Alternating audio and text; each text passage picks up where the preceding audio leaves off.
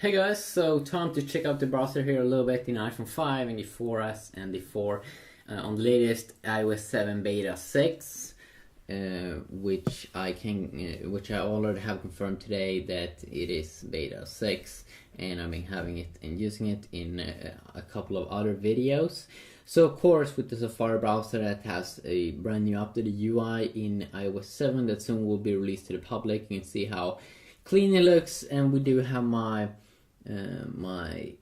4 here on the left side, and then the other bad boy over here, the 4S, and then the iPhone 5, which you clearly can see in terms of the display size that it is the new boy, it is the big boy, it is the awesome boy. So let's start here. We are on the Apple's website.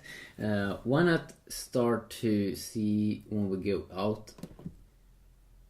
So yeah, pretty sure there that we had like first this one, then that one, and then that one.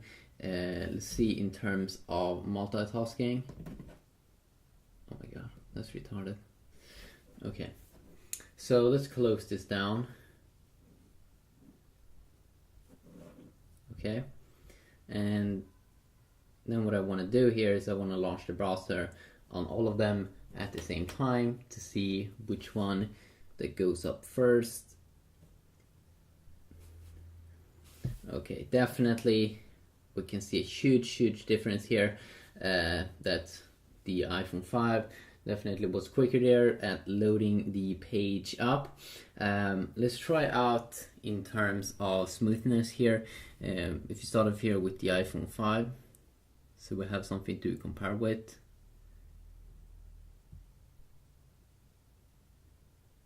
And of course, Apple, what they're doing is when you try to zoom in, they stop rendering all of those other things in the background. So, but then when you let go, it fixes, so the focus and everything, or the focus on the image, becomes perfect. Let's try to do the same thing here. So you can see here, you have no issues here whatsoever. Of course, Apple's website also is very much optimized here for the iOS experience.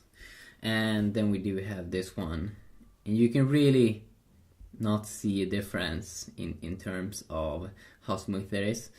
Let's try to click on this little thing. So it pops up iOS 7. There we go, finished there on the iPhone 5. And I had some graphics. That one also, probably a little bit more lag. And then we do have the... and that one didn't even come with that kind of like graphical thing. Okay, let's try to scroll up and down. There's a lot of videos on this page, so the performance is even on the iPhone 5 a little bit not smooth, not super smooth, which I find a little bit annoying because this is Apple's flagship device. Shouldn't it be running like awesome, like extremely awesome? No. And then also we can see the same thing here going on with the iPhone 4S, and probably also this one is even more because it only has one processor, or one core, versus that had 2 cores in the phone. No, we can't click on that. Let's see here if we double tap.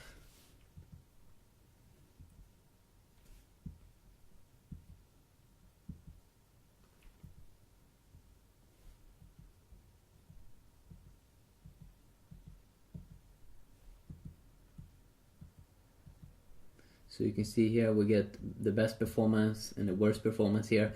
Worst performance definitely on the iPhone 4. And this one is pretty much buttery smooth. Let's pop up this little thing.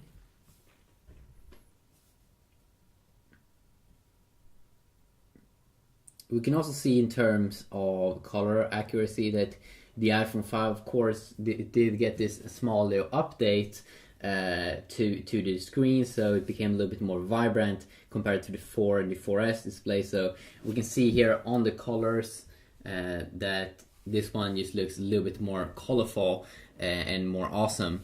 And now when I have these displays up and running at the moment, when I look at them, let's see here, it almost looks a little bit yellowish, this display in the middle from the 4S. I'm not sure why. It could be something weird with the display or something. I really don't know. It could be something also with the software. Now, of course, in terms of text, if you zoom in a ton, let's see here if we can zoom in.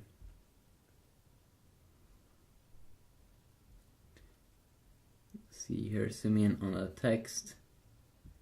Oh, it's in different languages. Yeah, that's pretty random. Now, just because Apple always have had a good quality on their displays, you will see good performance on all of the displays. You won't see any pixels or any low quality stuff. Apple already from the beginning with the iPhone 4 were thinking about that, so that of course definitely is pretty nice. You can see here that this one definitely performs the worst. Now, for some reason this iPhone 4 seems to want to move around a little bit more on the table. I'm not sure why. It shouldn't be moving more around than the iPhone 4S. Let's see. No, we can't click on that. Let's do a quick little reload.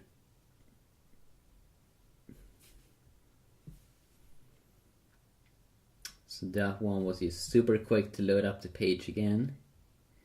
And then the iPhone 4S comes along, and then that one not super far behind.